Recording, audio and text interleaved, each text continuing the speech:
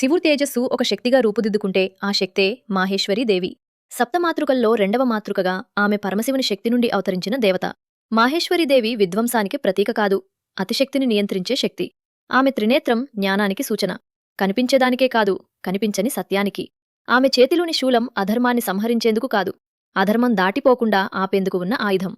ఆమె శిరస్సుపై వెలిగే చంద్రార్ధం ఉగ్రతలో కూడా శాంతి ఉండాలని బోధిస్తుంది.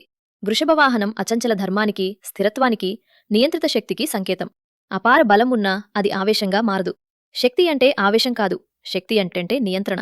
రక్తబీజుడి యుద్ధంలో కూడా విధ్వంసం కన్నా నియంత్రణ ఎంత అవసరమో చూపించిన శివశక్తి మాహేశ్వరి.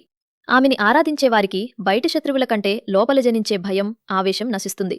అందుకే మాహేశ్వరీదేవి అంటే శివశక్తి యొక్క నియంత్రిత, ధర్మబద్ధమైన స్వరూపం.